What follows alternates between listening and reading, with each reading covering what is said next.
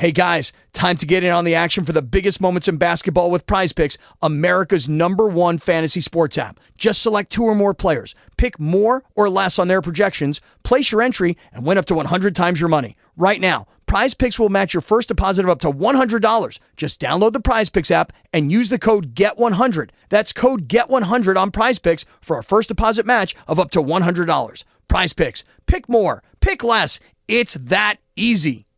A little Florida, my house, because that team from Florida is in the Tampa Bay Buccaneers, comes to our house, the Purple Palace, U.S. Bank Stadium. Vikings hosting the Buccaneers noon tomorrow.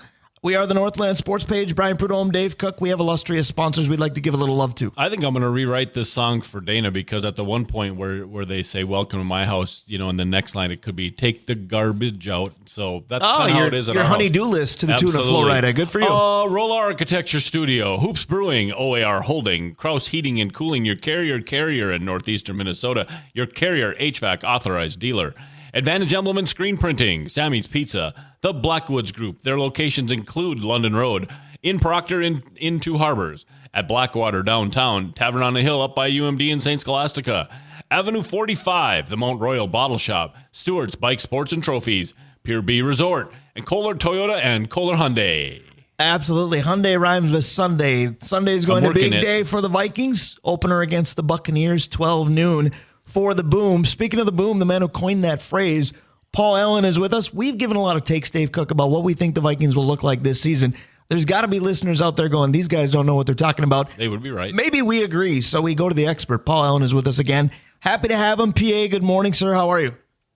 Yeah, what's up, bud? The Buccaneers' offensive line is it's really starting to take a turn late in the week, in that their second-round rookie, Cody Malk, from North Dakota State University, he missed practice Thursday and Friday with a back injury. I don't think he's going to play, and that's significant because their right tackle has he's a converted guard, where he started 8 games at guard last year. Their center is a converted tackle. Their left guard is a free agent from the AFC, and their left tackle, Tristan Wirfs, one of the better in the game, he's having to see a sports psychologist because of the flip from right tackle to left tackle, and it's really working on him, man. So this is, you see new stuff every single season, but man, it just never ceases to amaze me. Absolutely. That'll be a big advantage for the Vikings defensively, because I'll tell you what, they need to get to Baker Mayfield, in my opinion. You guys touched on this on the feast yesterday. Just on paper, or the proverbial tail of the tape, the size mismatch between Evans, Godwin, and Vikings secondary member du jour, a little bit scary. Well, I'm glad you went down that road, because I've been thinking about it this morning. I wouldn't be surprised if Mike Evans had a really nice game, and it doesn't mean the Bucs are going to win, but I just think like I told you guys when we met at the TCO studios, is unpredictability and deception with this defense absolutely 100% is accurate in this game. And in the Eagles game, it's still going to be there, but they'll at least have one game of tape. So with that said, this new offensive coordinator for the Buccaneers, I can't see him putting Baker on a ton of deep drops, not knowing where the rush is coming from. And I don't care what the players' names are. In the first game, you don't know where they're coming from. So that means the short and the intermediate with Mike Evans, specifically in the middle of the field, that could be a problem.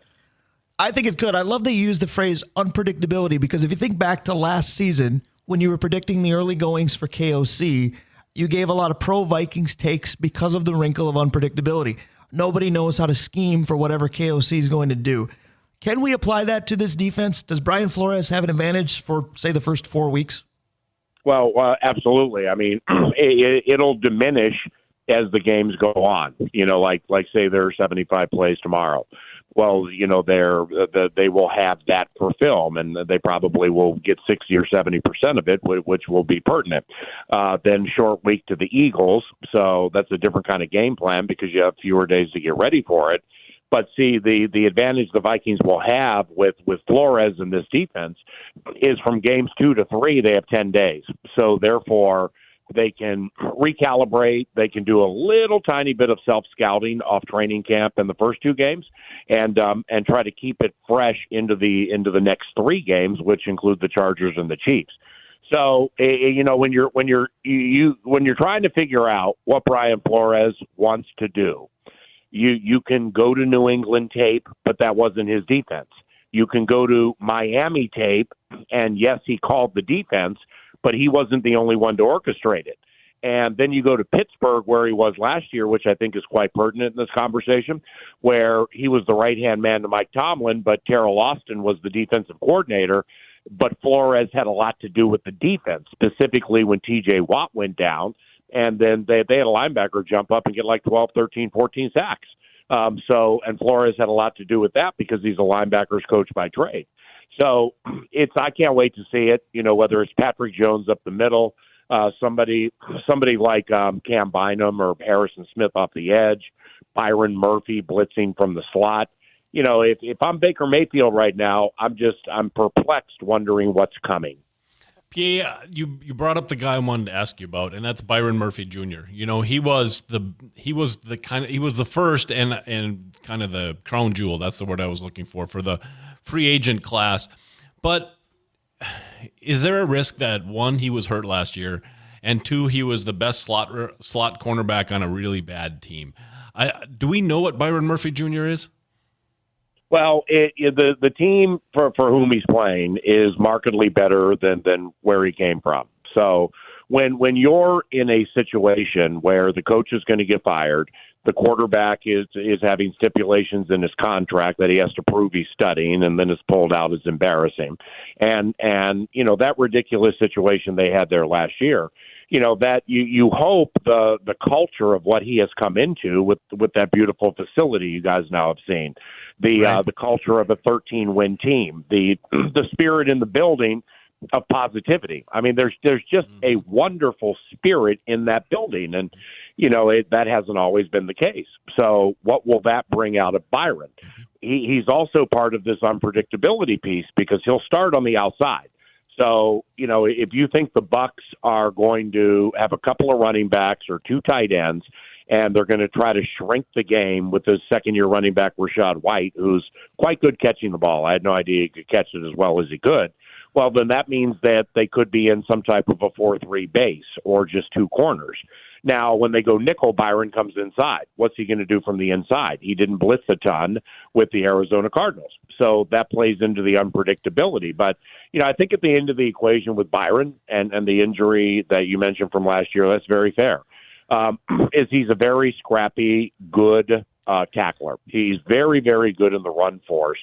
And that was a little bit of a problem last year when offenses would get outside on the Vikings. No doubt. So the question I have is this, and I know, PA, we're in a weird spot because we are a Saturday show. You've got the daily 9 to noon. We are 10 to noon every Saturday morning. So in this particular juncture of the season, we're 0-0 right now. By the time Dave and I get on the air again, the Vikings will have played twice. I'm going to give you a question that I gave Dave earlier in the show. The short week, do you want it this early or do you wish it was later in the season? It really doesn't matter to me, personally speaking. From a team standpoint, Thursday night games you always prefer to have at home. Like Wednesday we'll leave at 2:00, and we'll get to Philadelphia whenever 4:30. Get to the hotel at 5, and they can have meetings in the evening, and they'll have walkthroughs, and then they'll have a walkthrough the next day, kind of a mock game the day of the game in a ballroom at the hotel. But it's still not being home. So the travel this early on a Thursday night, yeah, it's good to get it out of the way. The team you're playing obviously is very, very difficult, but you come into it this year with a different style of defense to handle Jalen Hurts, and that's going to be a completely separate scenario from what we're about to face tomorrow with Baker, because Baker can run, but he's not a run pass guy like Jalen. Right. And that's another factor here with Baker is that, I've had people tell me who would absolutely know when you bootleg Baker and you get him out there on the move, that's when he makes some of his worst mistakes. Now, I was told yesterday by somebody with the Vikings at the end of the Friday practice that when he gets outside of the pocket, they're on alert because that's when he at times has been his most accurate. So I don't exactly know what to think. He started 10 games last year. He was 2-8, and amazingly got sacked 3.6 times a game. And that can't all be on the offensive line. So now I'm beginning to wonder, does he hold the ball a little too long? Let's not forget, a month ago, the Buccaneers quarterback situation was 50-50 with Baker Mayfield and Kyle Trask. So, I mean, it's not like 2020 Tom Brady or even 2002 Brad Johnson or Doug Williams from back in the day. You know, let's not pretend that guy's coming into our building. All right, PA. So I have to tell you, I don't know if you'll take this as a compliment or a bad thing, but everything that you just said about Baker Mayfield versus Trask comparing to Brady, I brought up in hour number one. And around the Northland area, I get told regularly, boy, you and PA think a lot alike. So you just confirmed it, so I'm going to say thank you, but you can judge being compared to me however you'd like to. But I want to talk about the bootleg on the offensive side, because the Vikings have such gifted tackles and they have next to nothing inside in terms of performance last year.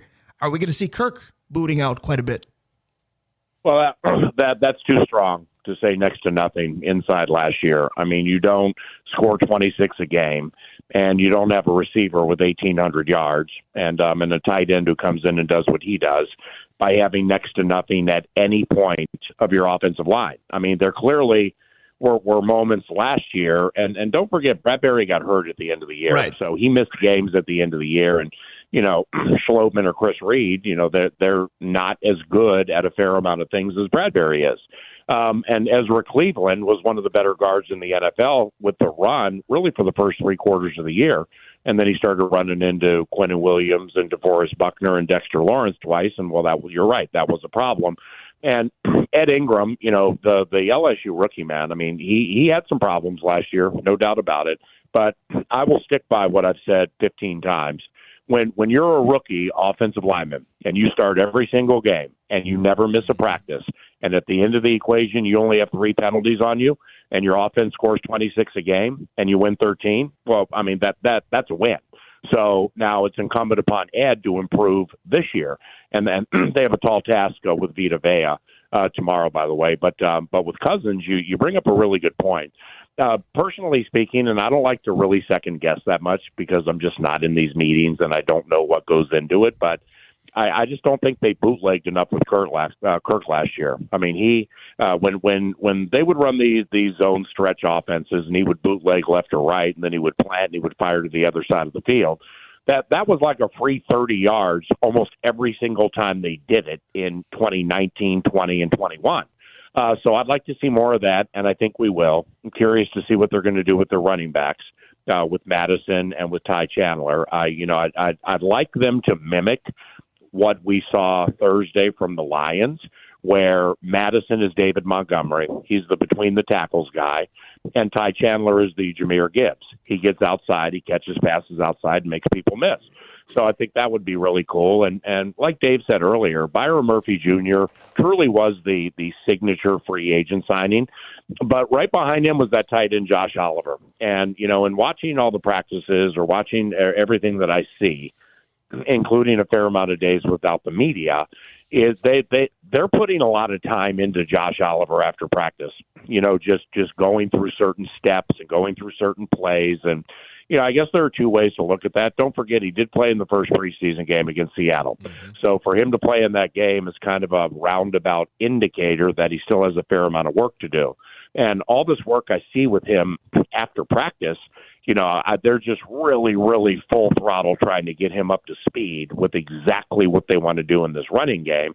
But Oliver, when he gets it, and when that runaway freight train, as people will see tomorrow on TV or listen on the radio, when that runaway freight train knows exactly what's happening, look out, because he's a handful. Brian, I'm going to ask you this question later, so I want to ask PA now. Okay. His answer will be better, but go ahead. Yes, it will be. So we've got a lot of stars on the offensive side, you know, Cousins and JJ, and we've got up-and-comers like Addison. You just talked about Oliver and TJ getting paid. Is it terribly out of line to think maybe the most important player on the Vikings offense is Ezra Cleveland because the tackles are proven Bradbury is better, and I think between the tackle and Bradbury, they can help the rookie out. You mean on the full offense or just the line? Nope, I mean on the full offense. No, Is he? Well, the is full he that offense, guy? It's Cousins, and it's not close. So, I mean, you start there because it's really the most difficult position and most important position to manage in all of sports because of what's coming at you. Then you think about the hits he took last year and how he still unfurled first downs and completions and touchdowns. So you start there. Now, clearly, with what is in front of him, specifically in this game against Vita Vea. Now, coming up in 5 days when we're at Philadelphia, Fletcher Cox is right near the end, but he's good. They have a couple of Georgia guys in Javon Carter, who they drafted, and this other guy, Jordan Davis, right, who they're high on him. So they just keep coming, man. I mean, seriously, it's like in the Chargers game. Their inside pass rush, because I looked at this in the preseason, it's not nearly as formidable as what we're going to see the first 2 weeks. But then, like, when you get to the Chiefs, is Chris Jones going to be playing? Because if he's not, then you can do some things against that defense. But for the case in point, it's Cousins. I mean, he's the most important guy on that offense. And, it's this staff with Kevin O'Connell, and I'm not going to rattle off all the names, but Chris Cooper, the offensive line coach, the quarterback's coach, Chris O'Hara, offensive coordinator, Wes Phillips. I mean, it's incumbent upon them to recognize when players are struggling or players are tired, and it's a long grind, man. And like Ezra Cleveland, if he wore down last year, Ingram, Bradbury, whatever, it's incumbent upon them to find ways for it not to happen. So that, I think that's going to mean fewer deep straight drops. I think it's going to mean more bootlegs. I think it's going to mean more, hitting players short, intermediate with crosses on the run. So, if you think about it, they paid to Hawkinson, JJ is going to get paid. So Thielen and Dalvin leave. Well, their first draft pick, despite, everybody in the world knowing that they had a defense that needed high-end players, and I do believe that they were significantly interested in Kalijah Kancey, this defensive tackle for the Buccaneers, who just is coming back from an injury. But who did they take? They took Jordan Addison. So, right. So do we like Addison straight down the field like Jefferson? Do we like Addison straight down the field like Hawkinson? Or do we like Addison as a twitchy, shifty Deshaun Jackson type, as a really, really clever, fast bailout guy when stuff starts to get hot? KJ can be a bailout guy. Jordan runs differently. So Addison on the run is something that I think is going to be really significant tomorrow. I would agree. There's so much intrigue into game one. Of course, the Vikings trying to match what the Lions did and get a victory in game one. I want to talk just briefly to close about what the Lions did, because on paper, I don't think you can get more impressive. You go to Arrowhead, opening night for the defending champs, and you win that game. A very blessed and gifted and respected voice, Mike Tirico, said, well, some victories get asterisks because Kelsey, Jones, etc. weren't there. Kadarius Toney might have been the Lions' best player. But on the interiors, both sides of the ball, the Lions still were impressive. What did you make of what they did on Thursday? Because they had a hype train, now it's just revved up. Right, but I mean, it's either with you guys when I have the privilege of joining the sports page, or Brian, I know you listen frequently because you text me during I bug shows. you, yes. So, well, no, you don't bug me a lick, man. But I mean, even if 9 to noon is background noise and you're doing whatever you're doing, you had to have heard me say no fewer than 5 times that the Detroit Lions can go to the Super Bowl. All right, I mean, I don't think they will. But if the Detroit Lions stay healthy and they end up in the NFC title game, I'm not going to be amazingly surprised. I mean, I've said this 100 times. I can argue they should have beaten us 4 times in a row. Right. I mean, this is a tough team. Their quarterback, Jared Goff, is Kirk Cousins, but for different reasons. Amon-Ra St. Brown, Josh Reynolds, who, by the way, Kevin O'Connell had with the LA Rams, and has always spoken glowingly of Josh Reynolds and just how smart he is and how good his routes are. And he's just had injury problems during his career. Now you get Montgomery, And Jahmyr Gibbs, and Gibbs making guys miss and running through guys in his first game. I mean, holy cow, that was unbelievable. These free agent safeties they got, including Cam Sutton from the Steelers, those guys were hurt last year, but they're both good when they're healthy.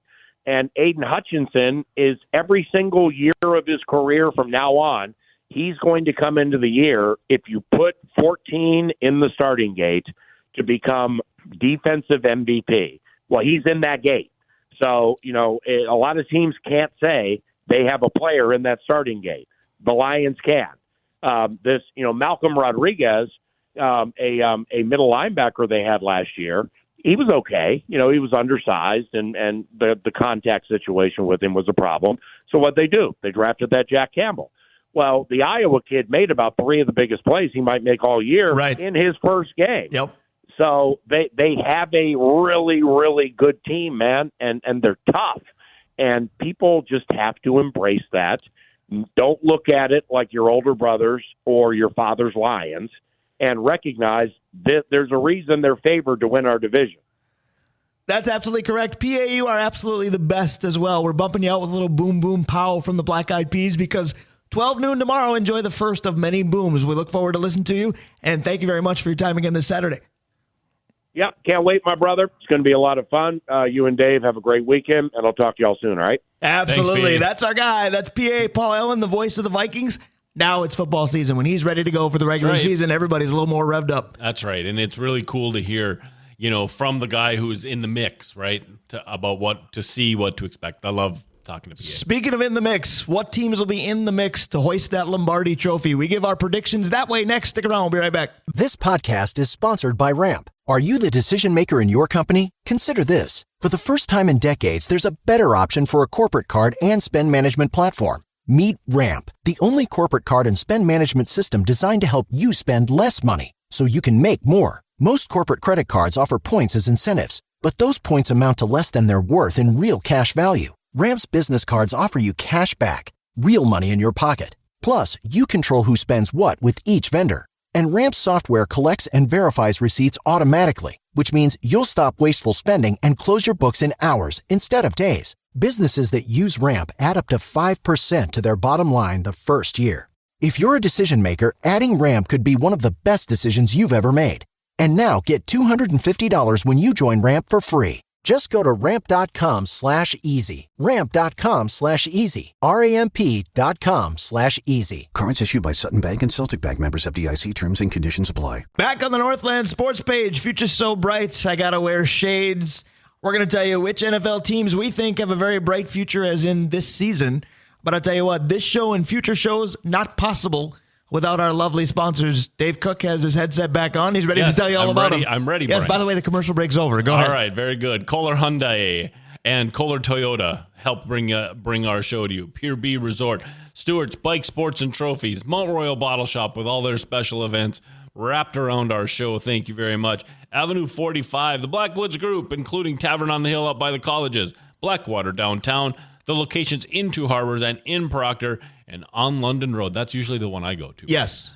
Sammy's Guilty as Pizza, charged here as well. Advantage Implement Screen Printing, Kraus Heating and Cooling, your Carrier HVAC authorized dealer, OAR Holdings, Hoops Brewing, and the original sponsor of the show, Arola Architecture Studio. The OG himself. So many of our sponsors know each other and work together, including Mount Royal Bottle Shop. On Saturdays, 10% off Hoops Brewing products. Only makes sense with the Northland Sports page. 100%. And, you just can't go wrong with Hoops Brewing. We talked about art with Dave. You can find those cans just by looking, too. Absolutely correct. And also Wine Wednesdays, part of Mount Royal Bottle Shop's week. Each week, we hope it's not wine with an H, depending on what happens tomorrow with the Vikings. But Wine Wednesday, 10% off wine selections. That's something you can consume. I can. I need to learn a little bit more about it to consume it well. But Mom's moving back, and she's a wine schnob. And so I'm sure that we'll be able to spend some time in Mount Royal. And finally, keeping it in your family again, you talked about your mom, but your son Aaron works in healthcare, and Blackwater has a tremendous healthcare deal, if you will, because every Wednesday there with a Healthcare Professionals Day celebration, you bring your valid work badge, you've got 20% off basically everything Blackwater has to offer. Absolutely, and really do take advantage of it. It's there for our healthcare workers that the rest of us can give a tip of the hat. The Blackwoods folks can give a tip of the hat. Take advantage of it. You know what I saw the other day? Because Aaron's been asking me to drop him off because, frankly, the parking around Essentia is abhorrent. So the other day, I saw an older couple walk across second, and as I went on top of the curb, the lady tripped and fell, right? And you would have been shocked at how many people with Essentia scrubs on descended upon that lady. And there was no damage. It's just we talk about healthcare workers, and sometimes we think about it's ingrained to react that way. Yeah, we think about strikes, we think about frustration, we think of the new building. At the end of the day, healthcare workers are in there for a reason, and how they reacted to this lady's just fall, it wasn't a bad fall, to me kind of made the heart feel good, you know? Absolutely. So the acknowledgement that healthcare workers give everybody at any time of need, Blackwater doing the same for them. So feel free at a discounted rate to give Blackwater some patronage on Wednesdays. So our sponsors do great things. Now it's time to figure out which NFL teams we think will do great things as well. And I've said, people up here like to compare me to PA.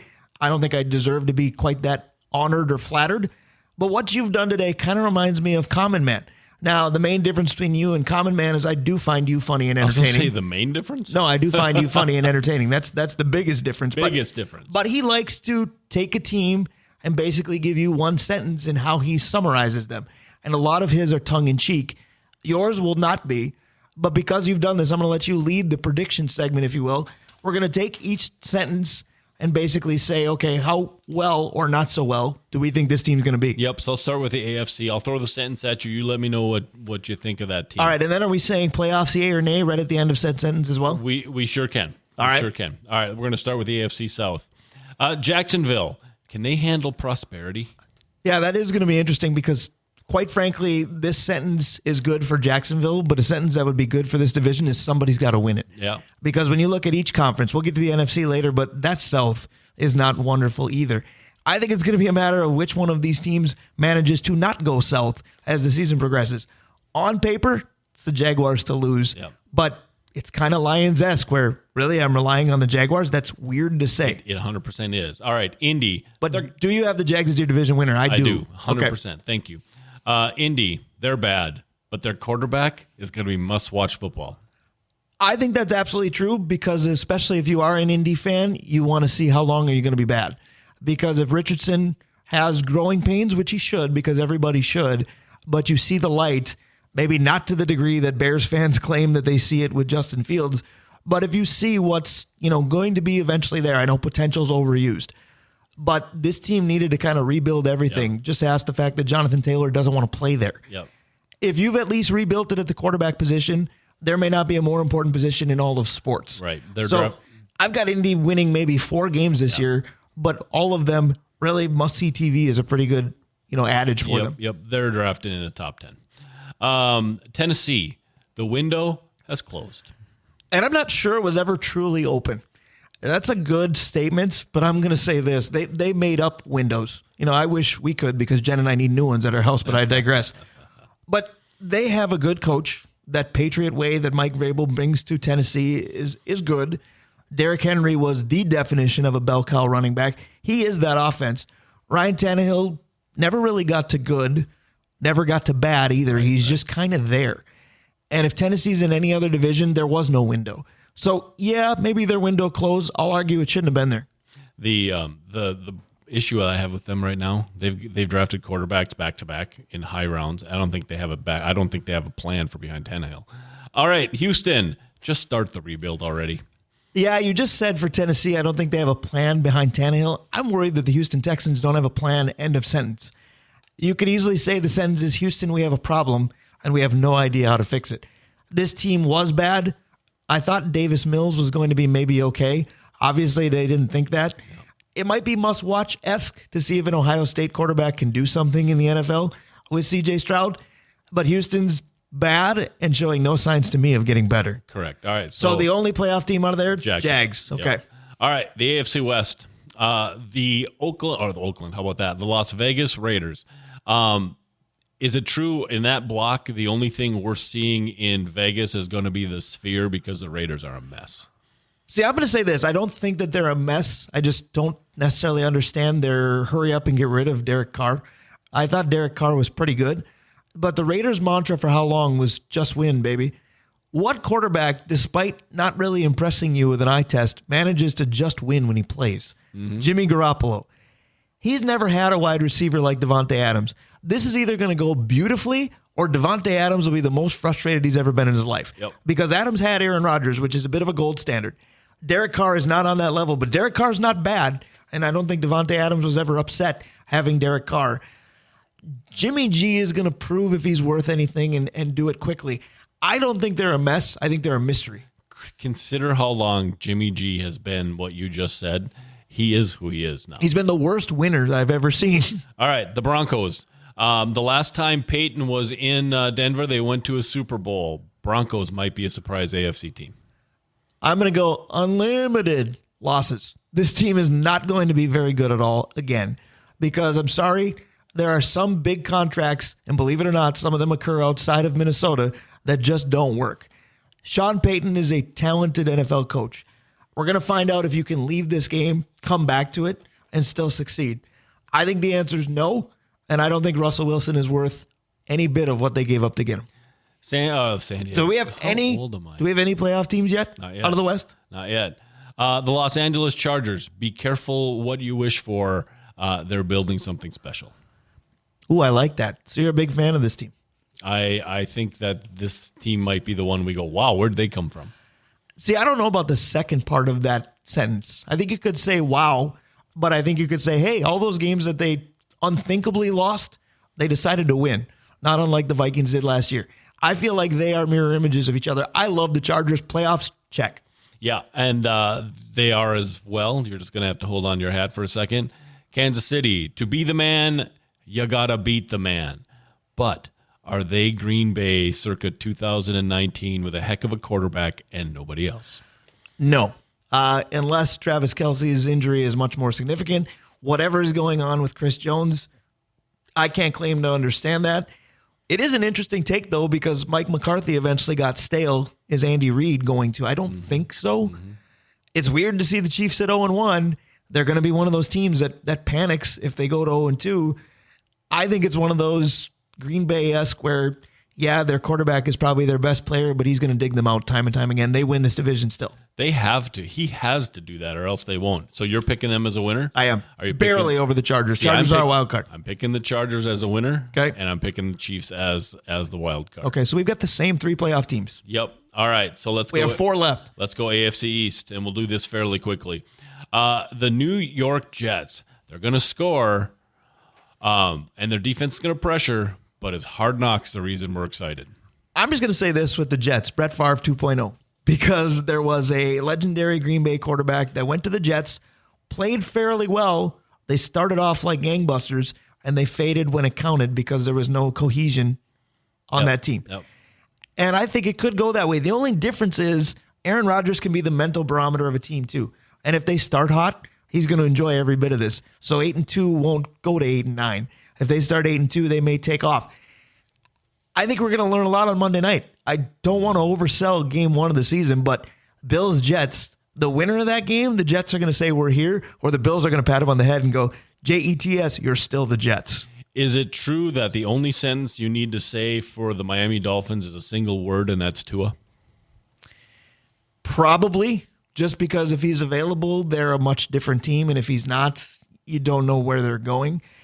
I would say for the Miami Dolphins, is this football or is this track? Because when they're successful, it's because the cheetah, Tyreek Hill and Jalen Waddle and everybody else that does everything with a 4.40 is going up and down the field before you even get a chance to figure out what's going on.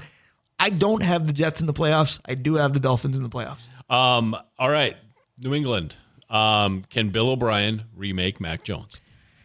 No, because I'm going to say this is my sentence for New England. Holy cow, how did we get here? And here is going to be last place in the AFC East. Yeah. Bill Belichick had contender upon contender upon contender. Mac Jones is Mac the knife, as in the knife that cut through the Patriot way. They're going to be lost. And the Buffalo Bills, that noise you hear is the window closing. I'm going to say is Josh Allen just a younger Kirk Cousins? Because it's interesting to me that if Kirk does something poor in a big moment, he is absolutely chastised by his fan base. Meanwhile, Josh Allen is probably the second or third best quarterback in the league. But tell me the last time he did something great in a big moment. Mm-hmm. My other thing is Buffaloes are known for their ability to run.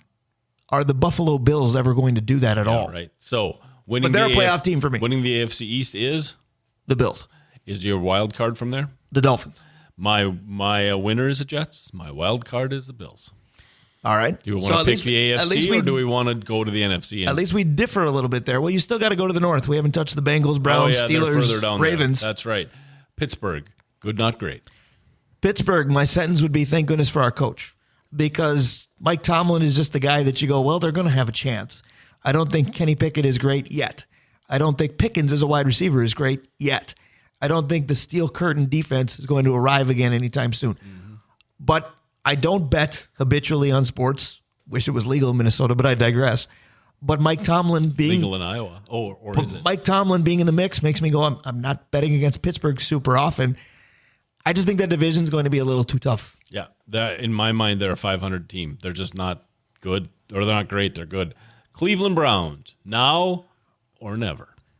For the Cleveland Browns, it's going to be Kevin Stefanski. Wish I hadn't taken this, because I just think that's kind of playing with fire. It's waiting to spontaneously combust. Mm-hmm. Because the Deshaun Watson situation is a situation all its own. Nick Chubb is out of this world. Amari Cooper had a nice season. But just like we say, it's the Lions, the Jets, the Jaguars. You can't shake the fact that it's the Browns. Same theory, that division is too tough. Cleveland just can't get it done, and this is a scheduled tweak kind of thing. Annually, you could say Cleveland's just not going to get it done. If Deshaun clicks, they're going to be good. If he doesn't, then they're going to hit the reset button. Their owner is not patient. Cincinnati, are they a little bit higher priced Minnesota Vikings of the AFC? Well, they're certainly higher priced with the money that they just gave out to Joe Burrow. And, it's either going to be in Burrow we trust, or without Joe, we better burrow our heads quickly, because whatever that injury is, we don't know. If he's fine, they have a chance to be great again. I think they have some nondescript names defensively, but that group tends to get it done. The offense is pretty good. Joe Mixon might not be the most high character guy in the world, but he's more talented than people give him credit for. Cincinnati is that sneaky good team, because every time in the playoffs I go, they'll lose here, they'll lose here, they'll lose here. They don't. They're the anti-Buffalo Bills, where you look at Buffalo and then go, they'll win here, they'll win here, they'll win here. They don't. You just described the Minnesota Vikings, which is except for Cincinnati wins when they're not supposed to. The Vikings lose when they're not supposed to. But they don't get to the promised land. All right, nobody has except for the Chiefs lately. The last team, the Baltimore Ravens. In Lamar, we have to trust. Conceivably, are they the best team in the AFC? No, because they don't know what version of Lamar they're getting. If you get MVP Lamar, probably. Tell you what, they might be the best coached. Yeah. I'm not a Jim Harbaugh fan. I am a John Harbaugh fan. Yep, my team coming out of that is Baltimore, nobody else. I have Baltimore winning the division only because I think Cincinnati's going to start slow with Burrow being a question mark, but I'll take two there. Take them both. Very good. Do you want to finish the AFC or do you want Who's your AFC winner? My AFC winner is the New York Jets. Oh, you bought this hype train, hook, line, and sinker. You're watching too much Hard Knocks. The defense is the real deal. And they've got wide receivers who Aaron Rodgers can take advantage of for the first time in 10 years. I think they're good. Dalvin Cook is the problem there. I took two wild cards that I think are going to be very good and be the wild card teams that nobody wants to play in the playoffs. Give me the Chargers. All right. So you and Dave Hoops are kind of right. on the same. Well, and Dave Hoops, his Charger fandom can be summed up in two words: Justin Herbert. All right. So let's flip over to the NFC then. The West. The 49ers, class of the NFL. But remember Brock. Well, I could go down a scary road and really tick you off this late in the show and say, well, the 49ers are great until they play the Philadelphia defense because an injured quarterback makes for a marquee defense. But the marquee defense made the quarterback get injured. The injured quarterback is still going to be the question, because I don't know that we can consider Brock Purdy proven at all. But if he's not available, what do you have? Yep. So the 49ers are scary in two different ways. Yep. They're scary with the number of weapons they have. They're scary if the only weapon they lack is a quarterback. We've seen that. It was called 2012 Minnesota Vikings. Yeah, truly. Seattle, is Geno a one-time pony? Yes. I think Seattle's time has passed. they're still fairly well coached. I'm not going to pretend that Pete Carroll is a young man anymore, but Geno caught lightning in a bottle, and I just don't think it happens twice. And that division's pretty good. I think it catches up with them.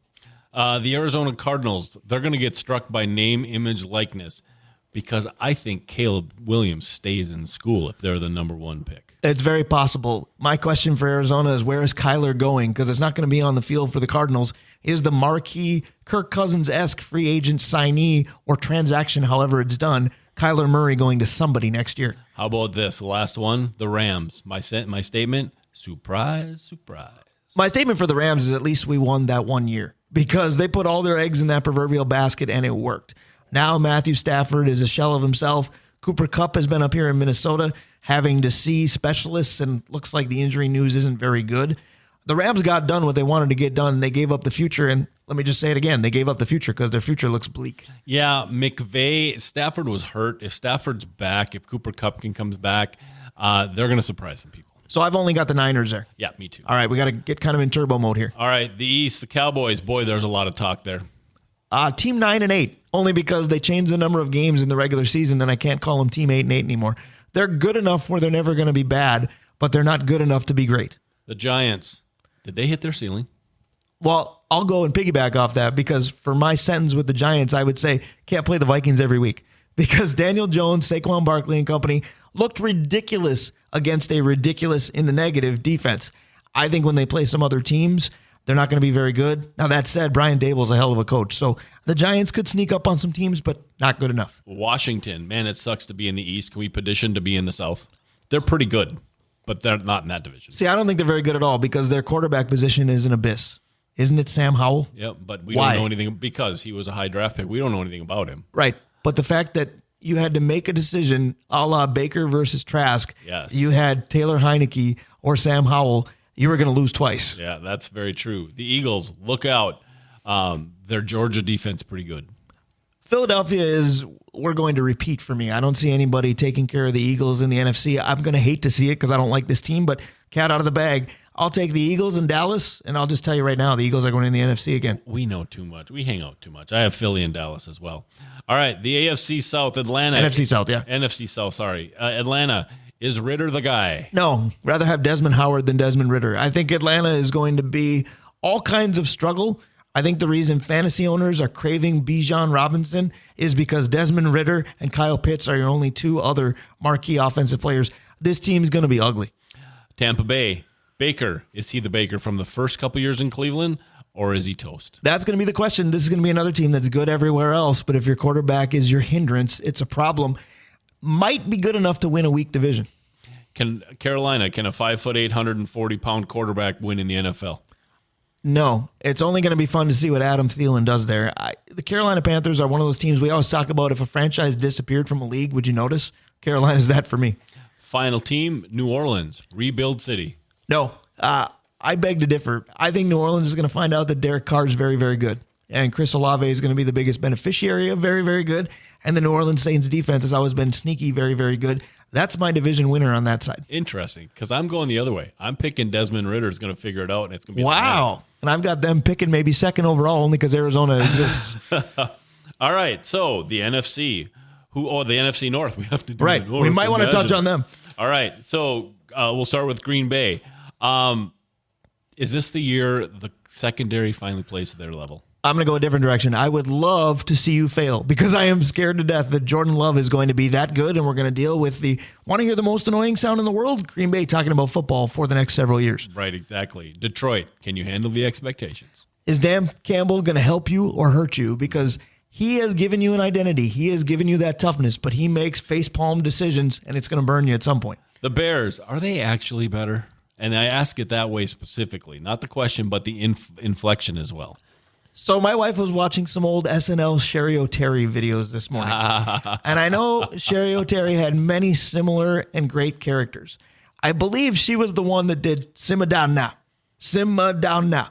Oh my goodness, Bears fans. You won 3 games last year. You're going to be better because you can't get worse. Just let it play out. And finally, our Minnesota Vikings.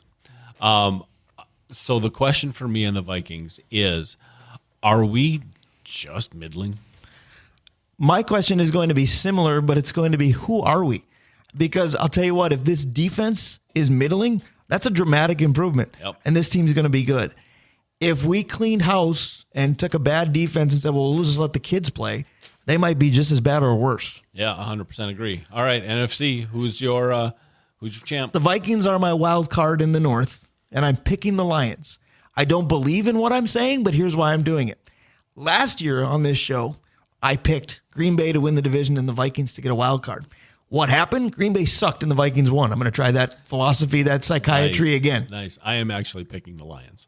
And I know what Mike Tirico said. My preseason rookie of the year, defensive player of the year, Aiden Hutchin. All right. He's so a machine. I've got the Chargers out of the AFC. Your NFC winners who? My NFC winner is the Jets. My AFC winner is the Jets. The NFC is Detroit. Wow.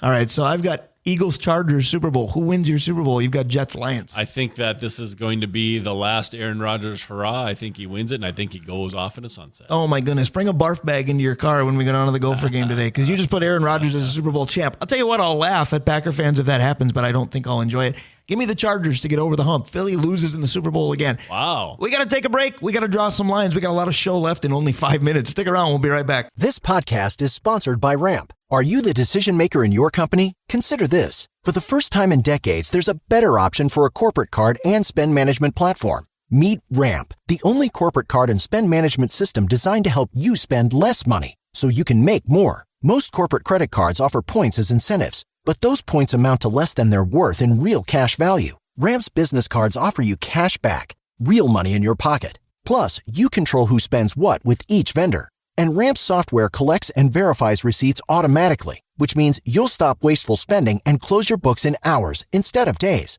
Businesses that use Ramp add up to 5% to their bottom line the first year. If you're a decision maker, adding Ramp could be one of the best decisions you've ever made.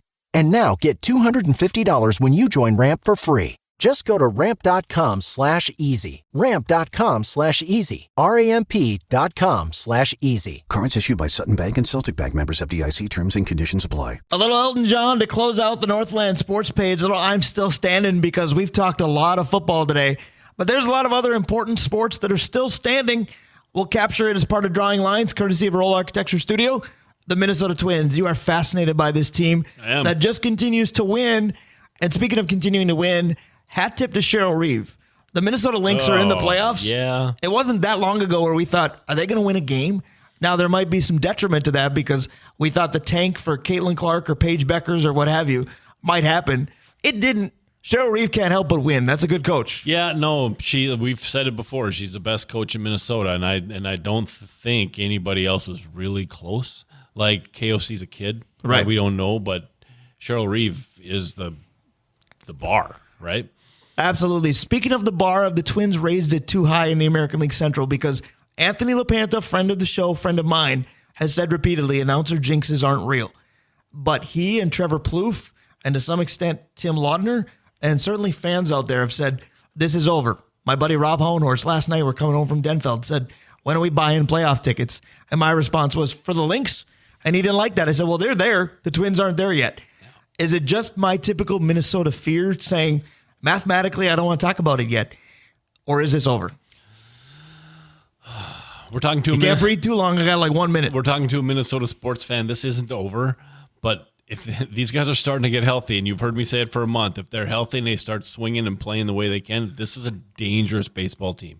I'm going to tell you they're going to make it. I'm not going to tell you they're in. Okay. So it's over, but mathematically it's not. That is 100% correct. I don't think I've ever seen somebody straddle a fence that effectively before. The crazy part is we've said all along, boy, this team can pitch, and that's the difference. And we said if they could just hit the ball. Guess what? They're starting to hit. They are. I would not want to play this Minnesota team. We got 3 starters. We have a decent bullpen, which can get better if we bring some of our starters in there. And if we play, and we don't have to play exceptional, we just have to play to our level. We got guys, man. I wouldn't want to play this Minnesota team if they're hitting on cylinders. I'll tell you what, close circuit to Rob, because I think he's listening. I'll tell you what, when it's mathematically in line, yes, let's explore the playoff tickets for the Twins possibility, because good luck finding somebody that'll be happier than I am. Speaking of happy, though, happy day locally for college football fans. UMD's on the road, St. Scholastica's on the road, but it's fun because they're both playing. They're back. Yep, they're both playing, and I have a Scholastica bend in me. You know that. I'm super excited to see 100 players on the sidelines. And my last question for you as part of Drawing Lines today, I know that my catchphrase is this, and it's apropos right now, but when you picked me up today, I got in your car, and I'm still donning a bright gold University of Minnesota shirt. Now, it is the dance team for many reasons. Most people know about it. How much did that put a little twinkle in your eye that I had a big Minnesota shirt on when you picked me up today for the U? Yeah, no, that was going to say, you wear gold a lot. It just happens to be the same color as University of Minnesota I thought you were talking North. about my teeth. No, University of Minnesota North is also the same color. So I think it's going to be exciting today. We've talked about it. I hope they don't come out and throw their jersey out and think this Eastern Michigan team is a bump in the road because we got Carolina next week. Gophers, Eastern Michigan. Dave and I are on our way. Meanwhile, NFL fans, you're on your way to the first Vikings Sunday tomorrow at noon. Join me and Steve Patosha for time for two more. After that, we are the Northland Sports Page. We are out of here. Have yourself a great weekend. This podcast is sponsored by Ramp. Are you the decision maker in your company? Consider this. For the first time in decades, there's a better option for a corporate card and spend management platform. Meet Ramp, the only corporate card and spend management system designed to help you spend less money so you can make more. Most corporate credit cards offer points as incentives, but those points amount to less than their worth in real cash value. Ramp's business cards offer you cash back, real money in your pocket. Plus, you control who spends what with each vendor. And Ramp's software collects and verifies receipts automatically, which means you'll stop wasteful spending and close your books in hours instead of days. Businesses that use Ramp add up to 5% to their bottom line the first year. If you're a decision maker, adding Ramp could be one of the best decisions you've ever made. And now get $250 when you join Ramp for free. Just go to ramp.com/easy. Ramp.com/easy. RAMP.com/easy. Cards issued by Sutton Bank and Celtic Bank, members FDIC. Terms and conditions apply.